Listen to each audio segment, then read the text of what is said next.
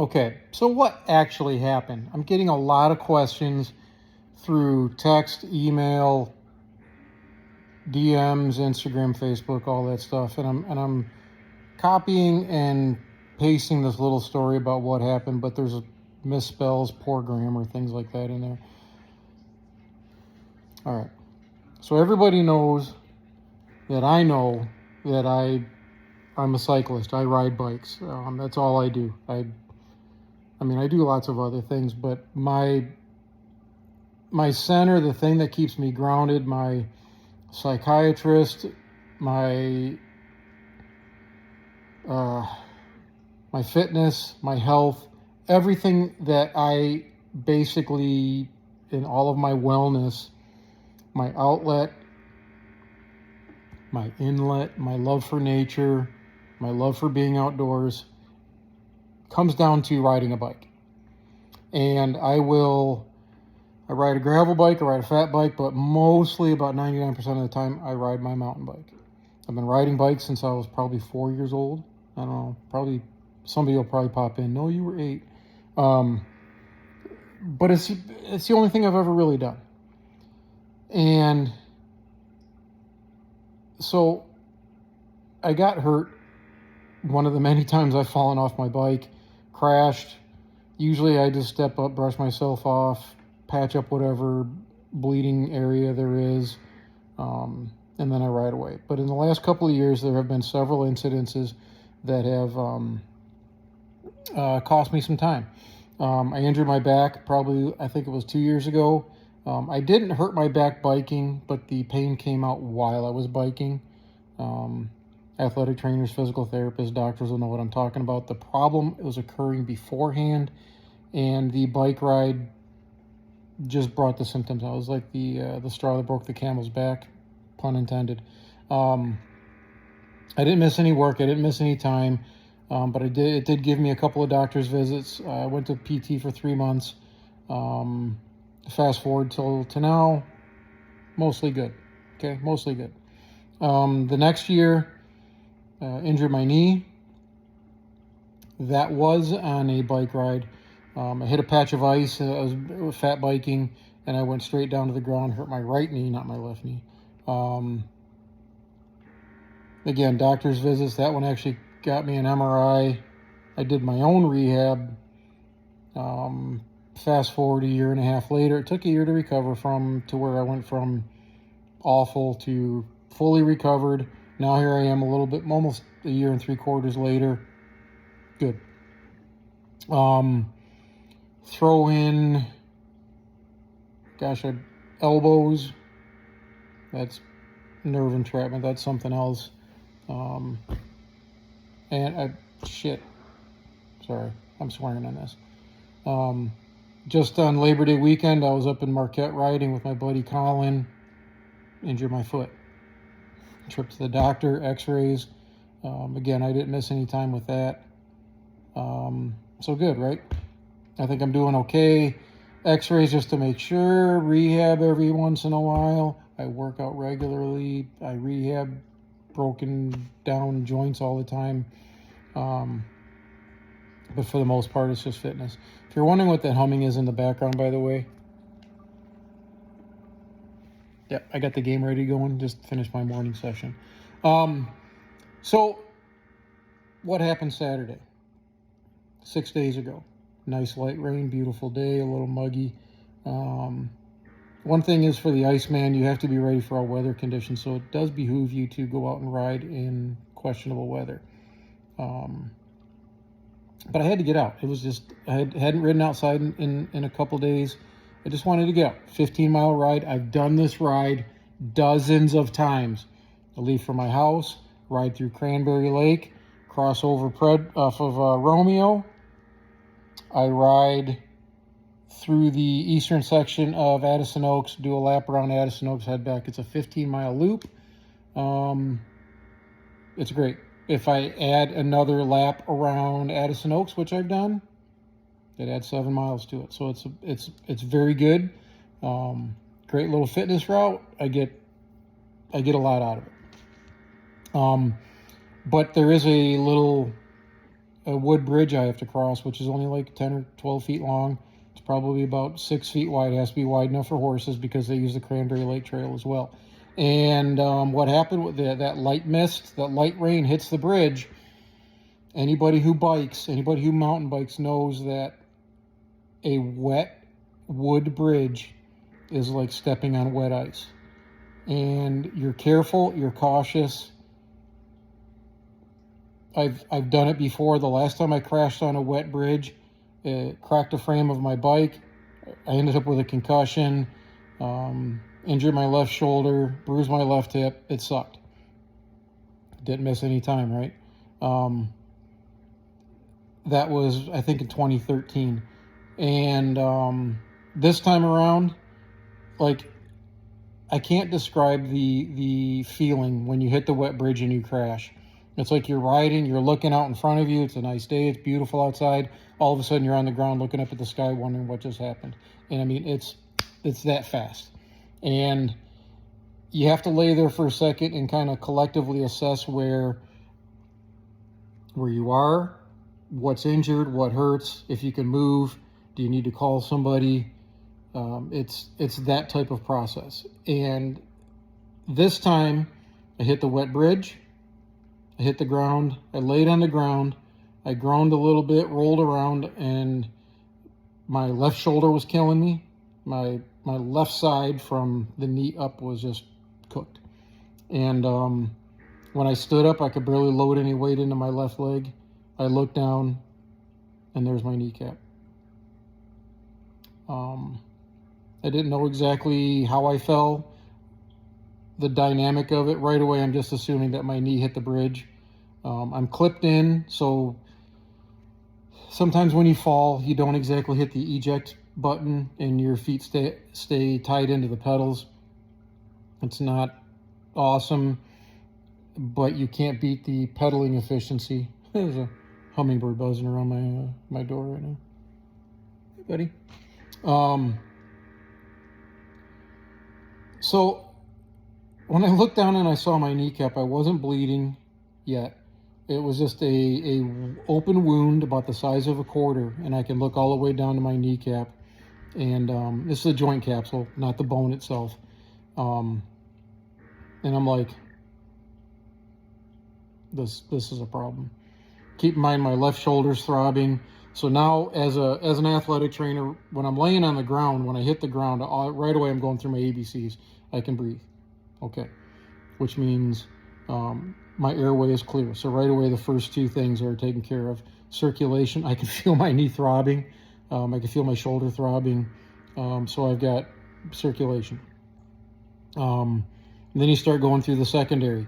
Do I have a head injury? Do I have a spinal injury? Do I have dislocated joints? Do I have exposed bone?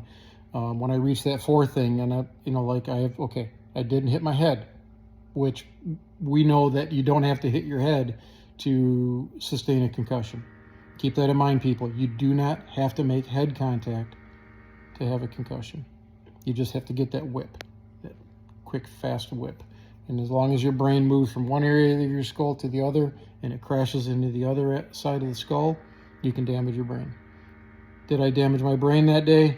Maybe. I mean, there's probably a little bit in there, but I did not have concussion symptoms. I still have not had concussion symptoms. So I was painful from my neck all the way down through my shoulder, all the way down through my elbow. My elbow's all tore up. My shoulder's all tore up. Pain in the shoulder has subsided, but back to the exposed kneecap, as I'm looking at this, I'm like, all right, so this is a problem. The bridge empties into a parking lot. I was able to walk to the end of the parking lot, leaning up against a post. I grab my phone. I call Lori. She hops in the pickup truck. She comes to get me. We head to urgent care. And on the way to urgent care, I'm thinking, they're probably not going to be able to fix this, but let's give it a try, because if I don't have to go to the ER, that'd be great. The guy at the desk checks me in, takes me back into a room, asks me what happened, and he just pops open. Exposed bone? I'm like, yeah, you can see my kneecap. And it's wrapped up in bandage. I'm like, do you want to see a pic? Because of course I took pictures. And the guy's like, yeah, let me see pics. And I show him, and the PA comes in, And I actually show her the wound, and she looks at it, and she's like, I can't fix that. So you're going to have to go to the ER. But she writes up a note, a pre-triage note that I could take to the ER. And when I check into the ER, I give to the desk. And so we leave there. We drive all the way to the ER.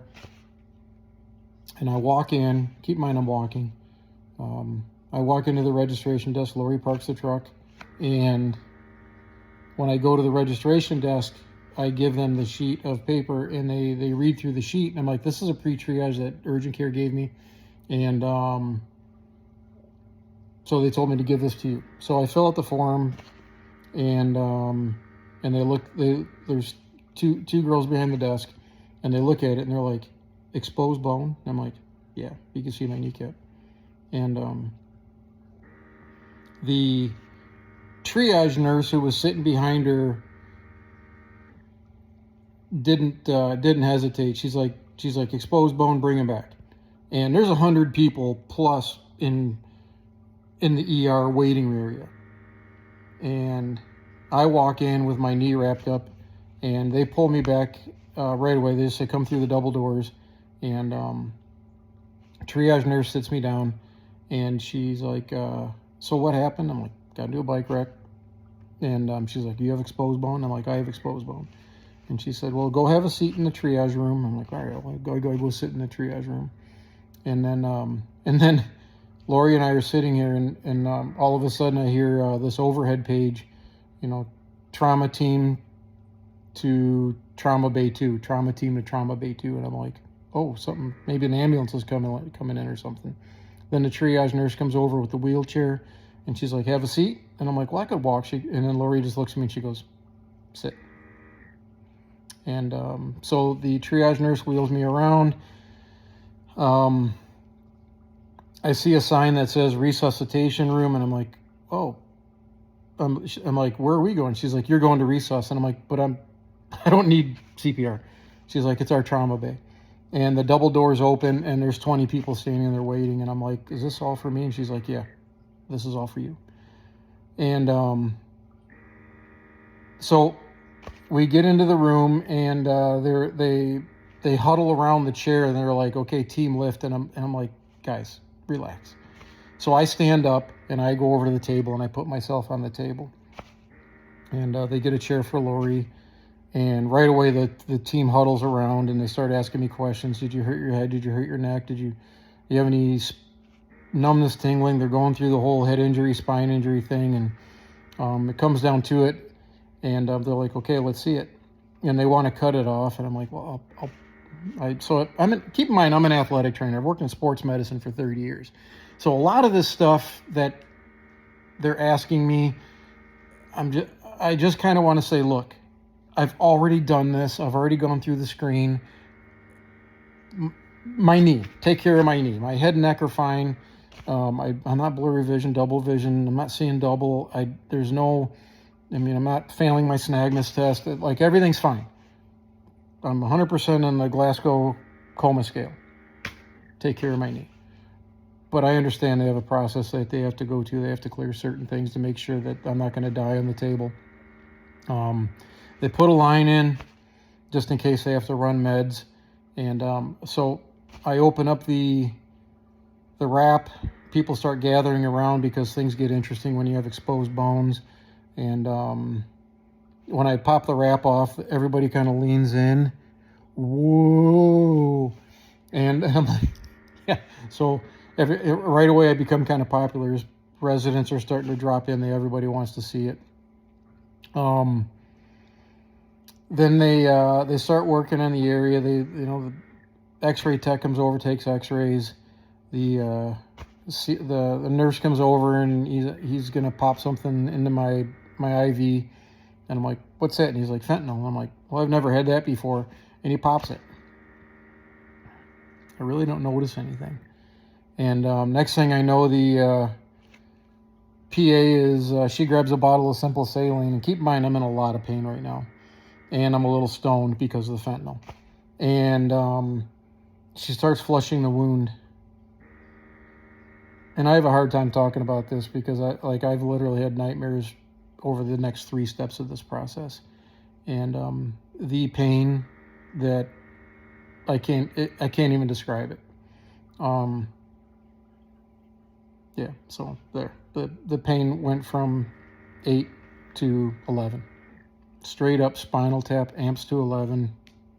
I've never felt anything like it. I've broken bones. I've sprained ligaments. This is the worst thing I have ever felt in my life. And it's a big bottle of simple saline with a nozzle on the end of it, and it's just like squish, squish, squish. And she's just looking at me. She's like, "I'm sorry, I have to do this." And I'm like, "Do your thing." Like, there's nothing I can do about it. And I'm squeezing my fists, and Lori's making faces at me like she can't even look at it. And I'm watching it, and I'm watching water go in, and my knee is expanding, and I at this point I'm almost puking. It's awful. And then this is where I have a really hard time.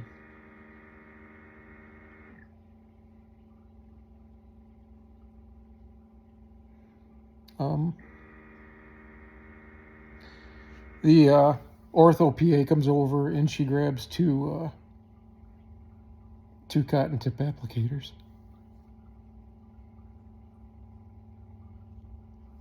And keep in mind, I've got 25 milligrams of fentanyl, and that's it. No local, nothing else. And she takes those two cotton tip applicators and starts probing the wound.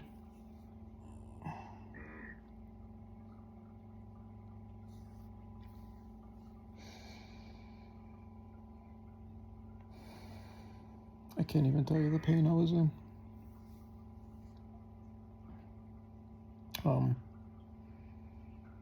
I was near fainting. I wanted to puke.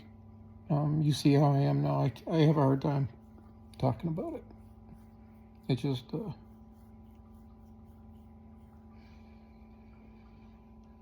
is the absolute worst sensation I've ever had, and just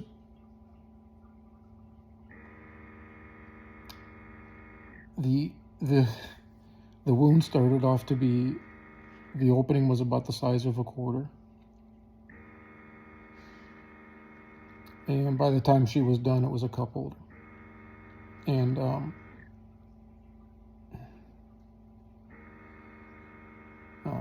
yeah, so that's it. They had to inspect the joint capsule to make sure there was no damage to the joint capsule. And she said several times, "The joint capsule looks good, the joint capsule looks good." So I'm happy about that. And then the PA, the other PA, grabbed another bottle of saline solution, this time with the betadine mix, and flushed the wound again. At this point, the nurse came over, gave me a pretty big hit of Dilaudid, and at this point, I'm high as all get out, but I can still feel the pain. And the flush, that the betadine flush did not hurt as bad as the first one, but at this point, it's like whatever. So at this point now, Lori says she was watching my blood pressure, and I'm a low blood pressure guy. My blood pressure is normally 105, 104, 106 over 70. And she said my blood pressure was 160 over 110. And